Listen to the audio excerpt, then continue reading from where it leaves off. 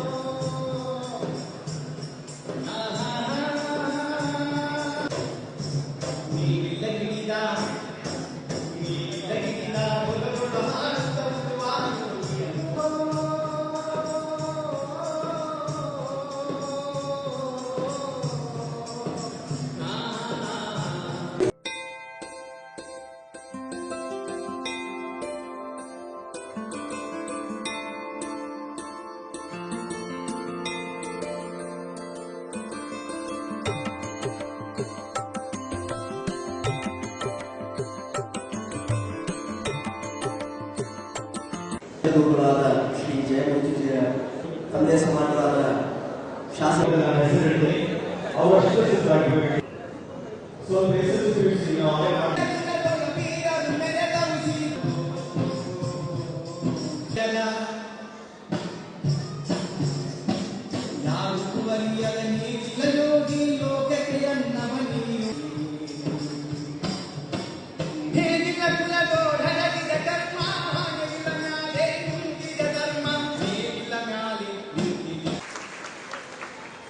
ರೈತರಿಗೆ ತಿಳಿಸಿಕೊಂಡಂತ ಯುವ ಗಾಯಕ ಸಚಿವರಿಂದ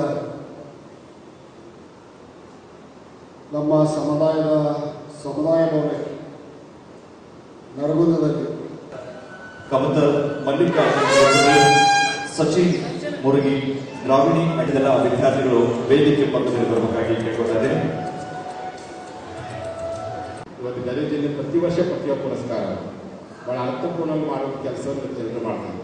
ವಿಶೇಷವಾಗಿ ಈ ವರ್ಷ ಪ್ರತಿಯೊಬ್ಬ ಪುರಸ್ಕಾರದಲ್ಲಿ ನಾನು ನನ್ನ ಬಳಿಕ ಎಷ್ಟು ಮಕ್ಕಳು ಬಂದಾಗುತ್ತೆ, ಕನಿಷ್ಠ ಅಂದರೆ 200ಕ್ಕಿಂತ ಹೆಚ್ಚು ಮಕ್ಕಳು, ಅದು 80% ಮೇಲೆ ಲೆವೆಲಾಗಿರ್ತಕ್ಕಂಥ ವಿದ್ಯಾರ್ಥಿಗಳು ಒಂದು ಮಾತನ್ನು ಕೇಳಿ ಭಾಳ ಆಶಯ ಆಯಿತು.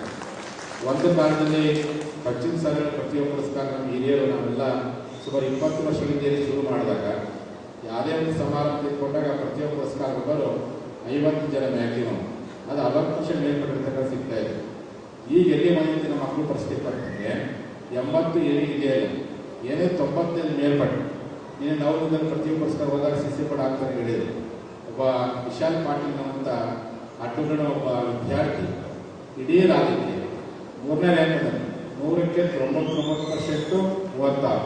ನನಗೆ ಭಾಳ ಆಶ್ಚರ್ಯ ಇದೆ. ನಮ್ಮ ಮಕ್ಕಳು ಇವತ್ತು ಯಾರಿಗೂ ಕಡಿಮೆ ಇಲ್ಲದೆ ಓದಕತ್ತಾರೆ. ಎಷ್ಟು ಓದಕತ್ತಾರಪ್ಪ ಅಂತಂದರೆ ತೆರೆಗಿರ್ತಕ್ಕಂಥ ಮೆದುಳು ಆ ಮೆದುಳಿಗೆ ಇಡ್ಸಕ್ಕೆ ಜಾಗಿಲ್ಲ. 100 ಅಷ್ಟೇ ಅಲ್ಲ, ನಾಳೆ 200 ಇಟ್ಟರು ಸರ್ಕಾರದಲ್ಲಿ 200 ಇಟ್ಟರಪ್ಪ ಅಂತಂದ್ರು 200ನ್ನ ಕ್ರಾಸ್ ಮಾಡೋಷ್ಟು ಮಟ್ಟಿಗೆ ನಮ್ಮ ಪಶ್ಚಿಮ ಸಾಲ ವಿದ್ಯಾರ್ಥಿಗಳು ಹೋಗೋಷ್ಟು ಮಟ್ಟಿಗೆ ಸ್ವಲ್ಪ ಅದ್ಭುತವಾದ ಜ್ಞಾನವನ್ನು ಪಡ್ಕೊಂಡಿದ್ದಾರೆ. ಹಾಗಾಗಿ ವಿದ್ಯೆ ಯಾರು ಸತ್ತೂ ಅಲ್ಲ ಅಂತ 100 ವರ್ಷ ಹಿಂದೆ ನಮ್ಮ ಸಮಾಜ ಪರಿಸ್ಥಿತಿ ಏನಾಗಿತ್ತು, ನಮ್ಮ ಹಿರಿಯರು ಏನು ಓದಿ ಏನು ಮಾಡಿತ್ತಪ್ಪ, ಕೋಟಿ ವಿದ್ಯೆಗಿಂತ ಮೇಟಿ ವಿದ್ಯೆ ಮೇಲು ಸಾಕು, ಮೇಟಿ ಹುಡ್ಕಂತ ನೇಗ್ ಹುಡ್ಕಂತ ಉಳುವೆ ಮಾಡ್ಕಂತ ಅನ್ನ ಕೊಡೋ ಕೆಲಸ ಮಾಡೋ ಸಾಕು. ನಮ್ಮ ಹಿರಿಯರು ಭೂಮಿ ಭಾಳ ಪ್ರಕಾರ ಅದು ನಂಬ್ಕೊಂಡು ಹೋಗಿ ಸಾಕು ಅಂತ ನಮ್ಮ ಹಿರಿಯರು ಏನು ಮಾಡ್ತಿದ್ರು, ಜಾಸ್ತಿ ಹೊರ ಸಾಲಿ ಕಲಿಸ್ತಿರಲಿಲ್ಲ. ಎಲ್ಲೋ ಅಲ್ಲೊಂದು ಹೋಗ್ತಾ ಇದ್ರು. ನಿಮ್ಮ ಗದಗ ಜಿಲ್ಲೆಯಲ್ಲಿರ್ತಕ್ಕಂಥ ಅನೇಕ ಕೆಲವರು ದೊಡ್ಡ ವಿದ್ಯಾವಂತರಾಗಿ ದೇಶಕ್ಕೆ ದೊಡ್ಡ ಸೇವೆ ಸಲ್ಲಿಸಿದ್ದಾರೆ, ಭಾಳ ದೊಡ್ಡ ವ್ಯಕ್ತಿಗಳಾಗಿ. ಅದೇ ಥರ ಈ ಭಾಗದ ಹಿರಿಯ ಸಾಹಿತಿ ಚನ್ನವೀರ್ ಕಣಿಯೂರು ನಿಮ್ಮ ಜಿಲ್ಲೆಯಲ್ಲಿ, ಸರ್ ಸಿದ್ದಪ್ಪ ಕಂಬಳೂರು ಇದೆ ನಿಮ್ಮ ಜಿಲ್ಲೆಯಲ್ಲಿ. ಇಂಥ ಅನೇಕ ಮಹಾನಗರ ಜಿಲ್ಲೆಯಲ್ಲಿ ಎಸ್ ಪಿ ಪಾಟೀಲ್ ಪ್ರೌಢಶಾಲೆ ಮಾಡಿಸ್ತಾರೆ, ಅವರು ನಮ್ಮವರು. ಮತ್ತು ಹುಲ್ಲೂರು ವೆಂಕಟಗೌಡರು ಆಗ್ತಿದ್ರು. ಪರಮ ಪೂಜ್ಯ ಜಯಮೃತ್ಯುಂಜಯ ಸ್ವಾಮೀಜಿ ಅವರು ಪಂಚಮಸಾಲಿ ಸಮಾಜದ ಬಡ ಮಕ್ಕಳಿಗೆ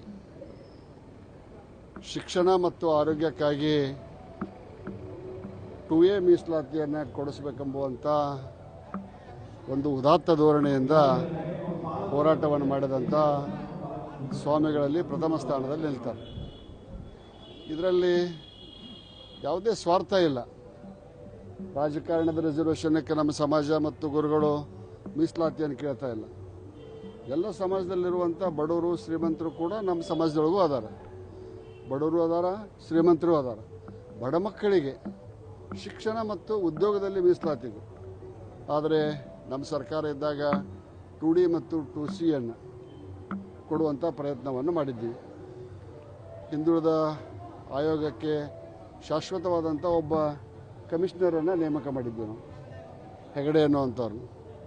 ಅವ್ರ ರಿಪೋರ್ಟ್ ತೊಗೊಂಡು ನಾವು ಕೊಟ್ಟಿದ್ದೀವಿ. ಅದು ಸುಪ್ರೀಂ ಕೋರ್ಟ್ನಲ್ಲಿ ಪೆಂಡಿಂಗ್ ಇದೆ. ಸನ್ಮಾನ್ಯ ಮುಖ್ಯಮಂತ್ರಿಗಳಿಗೆ ನಾನು ಮನವಿಯನ್ನು ಮಾಡ್ತೇನೆ. ಈ ರಾಜ್ಯದ ಮುಖ್ಯಮಂತ್ರಿಗಳಾಗಿ ತಾವು 7 ಕೋಟಿ ಜನರ ಅಭಿವೃದ್ಧಿಗಾಗಿ ಕೆಲಸವನ್ನು ಮಾಡಬೇಕು. ಅದೇ ರೀತಿಯಾಗಿ ನಮ್ಮ ಸಮಾಜದ ಬಡ ಮಕ್ಕಳಿಗೆ we are not asking your to way. ನಿಮ್ದ್ರೊಳಗೆ ನಾವೇನು ಕೇಳಕತ್ತಿಲ್ಲ, ರಾಜಕೀಯ ಹಕ್ಕನ್ನು ಕೇಳಕತ್ತಿಲ್ಲ, ವಿದ್ಯಾಭ್ಯಾಸಕ್ಕೆ ಕೊಡುವಂಥ ದೊಡ್ಡ ಮನಸ್ಸನ್ನು ತೋರಿಸಿದ್ರೆ ನಿಜವಾಗಿಯೂ ತಾವು ಸಮಾಜವಾದಿ ನಾಯಕರಾಗ್ತೀರಿ ಅನ್ನುವಂಥ ಮಾತನ್ನು ಹೇಳ್ತಾ, ಇವತ್ತು ಆ ಸ್ವಾಮೀಜಿಯವರು ನಮ್ಮ ಸಮಾಜದ SSLC ಮತ್ತು PUCಯಲ್ಲಿ 85% ಹೆಚ್ಚಿನ ತಗೊಂಡ ಅಂಕಗಳಿಗೆ ಬಹುತೇಕ ಎಲ್ಲ ಕ್ಷೇತ್ರಗಳಲ್ಲಿ, ಎಲ್ಲ ತಾಲೂಕುಗಳಲ್ಲಿ ಈ ಒಂದು ಪ್ರತಿಭಾ ಪುರಸ್ಕಾರ ಸಮಾರಂಭವನ್ನು ಮಾಡ್ತಾ ಇದ್ದಾರೆ. ನಿನ್ನೆ ನವಲಗುಂದೊಳಗೆ ಮಾಡಿದರು, ಇವತ್ತು ಗದಗದಲ್ಲಿ ಮಾಡಿದ್ದಾರೆ. ಅಂದರೆ ಪ್ರತಿಭೆಯನ್ನು ಪುರಸ್ಕಾರ ಮಾಡೋದ್ರಿಂದ ಆ ಪ್ರತಿಭೆಗೆ ಒಂದು ಪ್ರೋತ್ಸಾಹ ಸಿಕ್ಕು ಮುಂದಿನ ಅವರ ಜೀವನದಲ್ಲಿ ಇನ್ನಷ್ಟು ಹೆಚ್ಚು ಸಾಧನೆಗೈಲಿಕ್ಕೆ ಸಾಧ್ಯ ಆಕತ್ತೆ ಅನ್ನುವಂಥ ಒಂದು ದೃಷ್ಟಿಯಿಂದ ಇದೊಂದು ಪ್ರತಿಭಾ ಪುರಸ್ಕಾರ ಸಮಾರಂಭ. ಈ ಸಮಾರಂಭವನ್ನು ಆಯೋಜಿಸಿದಂಥ ಪಂಚಮಸಾಲಿ ಯುವ ಘಟಕದ ಅಧ್ಯಕ್ಷರಾದಂಥ ಅಯ್ಯಪ್ಪ ಅಂಗಡಿ ಮತ್ತು ಎಲ್ಲ ಸಂಘಟನೆಗೆ, ಹಿರಿಯರಿಗೆ ಹೃತ್ಪೂರ್ವಕವಾದಂಥ ಅಭಿನಂದನೆಗಳನ್ನು ಸಲ್ಲಿಸ್ತೀನಿ.